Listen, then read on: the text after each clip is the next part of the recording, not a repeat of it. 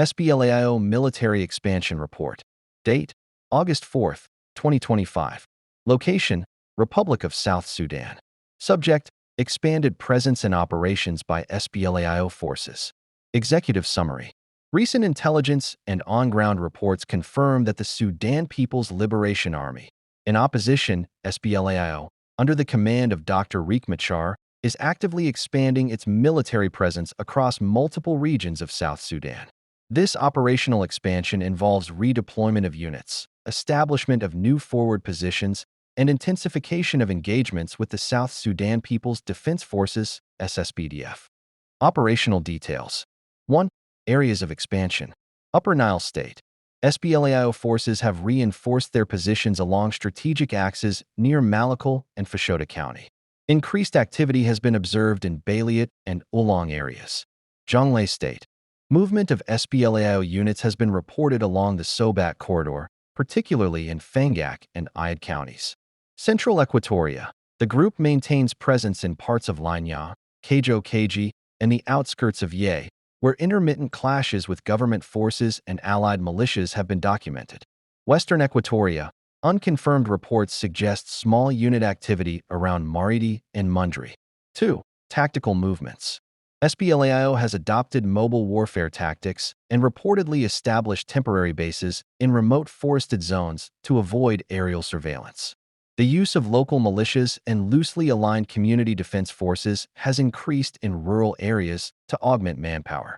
3. Engagements. Sporadic armed clashes with SSPDF units have occurred throughout July and early August 2025. Civilians have been displaced in areas of active conflict, raising humanitarian concerns. Political and strategic implications. The SPLAIO's expansion appears to be a response to recent defections and the group's perceived marginalization in the implementation of the revitalized peace agreement. This maneuvering may be intended to reassert territorial relevance and bargaining power ahead of potential peace negotiations or transitional arrangements. Government sources have accused SPLAIO of violating the ceasefire, while SPLAIO accuses SSPDF of provocations and unprovoked assaults. Conclusion. The SPLAIO remains a capable and mobilized opposition force despite internal divisions and previous defections. Its current expansion into multiple strategic regions signals a shift toward broader operational engagement and could pose risks to national stability if not addressed through renewed diplomatic efforts.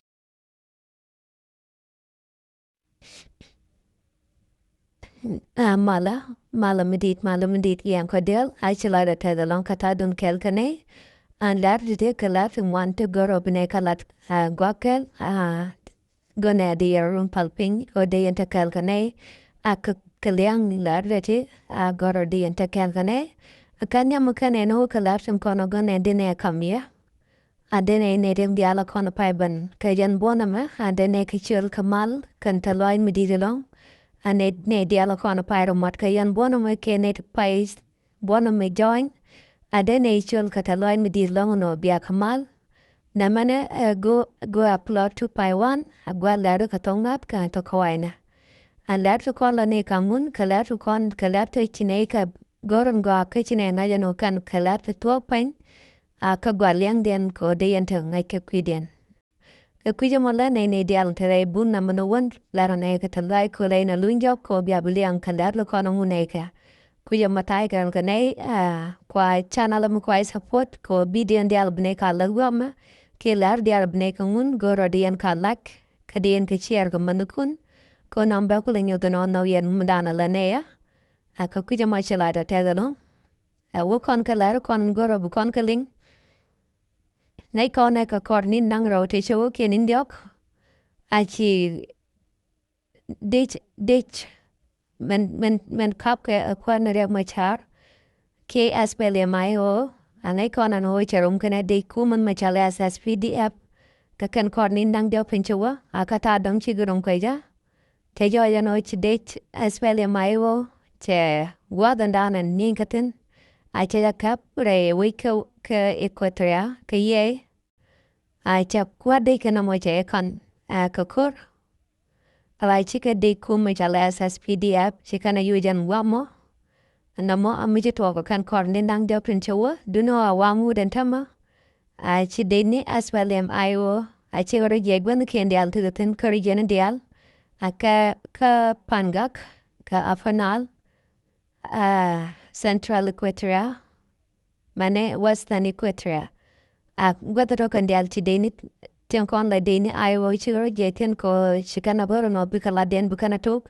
a ka jakan jaw ko de kwaren a kapka ni Dr. Ek Machar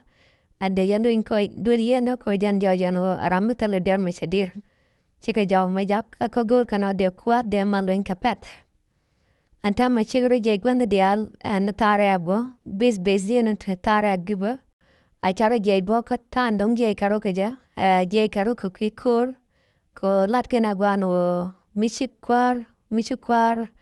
interview ko amne kwanu sat ko ke ya dit micha mal bulon kalane kon chine binyur ediano bnaing yet namra yum chikana lat kanta ma wai chika daping ke duk to gol gel kan ko waka ko de kan bezi kente konte chika jienten ade kan ganya bakana namonta ma jan melaroda a chi jaw nyoban bo ke ta dolat aka kan kor tang ten chewan wo chi ramadan en chiro chol ibut aswele maiwo ka kor ka mecha kwan sal doctor em mecha yana kwan sal ku ke me yadit a wooden chali Stephen Park wall mecha la lat kwa kwan doctor em mecha ka kor ka mecha kwar yan ka jan bo cha yana ne chu lu ra du yan ka kwi ko ba kwar ba e bakan anta mecha jaw nya wa jak rai jamano a kene kuma sa Sudan bot ka kwan sal ku ke me yadit ko dar ne lwen kwara ne Dr. Ek Machar no mo arain mi si parkwal Stephen Parkwal nya wa jang nin tam cha la jam aka no ma der jano dong te ke nyunu to to no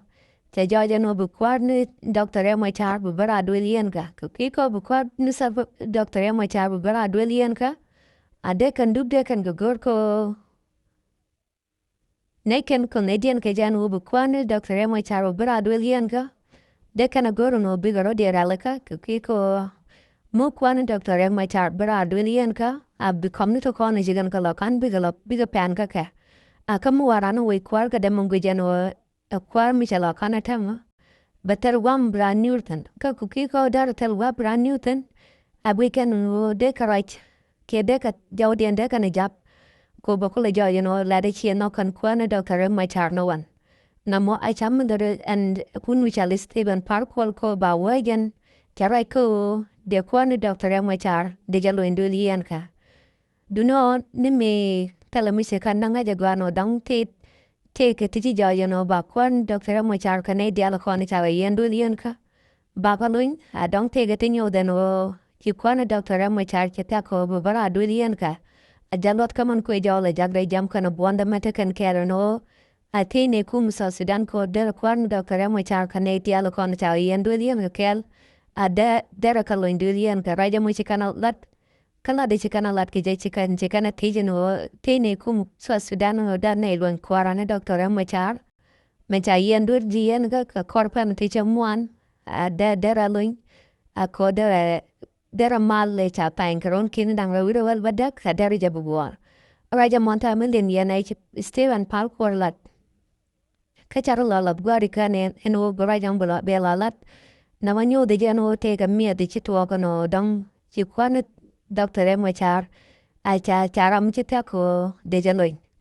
manto de no kupi bol mel kana chek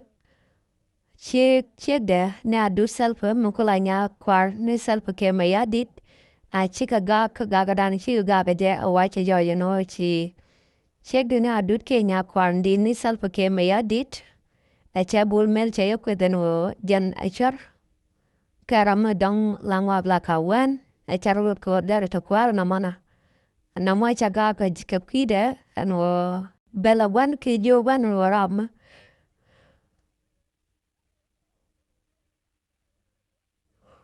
wa chi adut selfa she la de no kun mi chala bul mel a che ram loro ko dar te vi ko amona wa ma wa che la ban aka chola bul mel no jan aram mi chwar ke ram mi chi korap la da te je ke charolot ko kuma a uda mo charolot ko dar je view kom kwara na mona wai chi ya du sal ke ma ya di terrorism shir ka ra mo che yalat la de jagwan kala de jai jiwech diaran ho wun mi chala bol mel charolot ko dera kwar ai chi jan karada nei koroi je ta kola de general ke kol pag dang ro te chui general kiep kwar e chi kono kwar bar Roide cha kon la de governor Warab State roide cha la de ko kibul meleno la de no wuda to da me chira muluro ko de ra kwar cha Sudan a roide mo chuun mi cha le chuud ke kwar Warab State me cha wuj cha roi mi cher ko mo cha la ne ka media ka chine la ka la ne chine roi ko kwi de no cha roi mi cher ko mo cha la ko ki wuda mi cha la bol mel a de ye cha je bo kamulo yen ka video no ko de ye no je ga no te ko kwar Warab mi cha ko roi ko ki bol mel cha la na ka video cha la ka media na dial ano la de jan na de bol mel jar no gara to da me ka ja kai ni cha ko na general wing ka jan changa do ka no mi yo ne je kor katala kor mu jogola kon manutin de kuli chale general ana mo anyo de gen wo kuma cha ja yar ko cha taram de chil gor ram kan mo manukor kadian bo bon mel che ko la de no en I chete ka struggle et naten dindo me che kwar warab mo ke gobna warab e cha bulu wich raje chalat che la de no garam e changa wal kana kono wal kan ke den te kon che chelane jeno garam atandung mutanen ka kartum ka gwa de chua ala jen kana kon mutakor ka kana kon mutani ka jen ramla lenin ya gan jerak jan do bu kwela business man ka je ka kwija mo che bol mel che la dion nyam nen dial kala de jeno wudama chi turu ke chi kwal mu de non ibana right ka jen atandung te right mi cher gana wa che la nyam na kala de je ay ke je ke video che la de joy la de jabun mel kala de kwan salpa ke ma yadit kara jaro dien bo nei kona no san kento kona chala jo de mi chala bun mel chakalatin ka san kento ne trai dien ku ki ko cha yu ka cha kap ke cha company ka cha yu ken cha gang rek ka wal bang amane video la de no te yu cha ka bu kam rar amane mi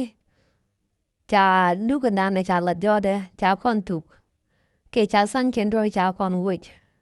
yo ka tron kan yo du kwele yus ka so Sudan ta ma tumbu banaga ka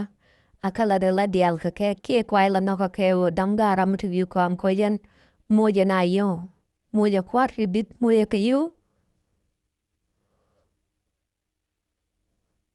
ke o bi ku le pet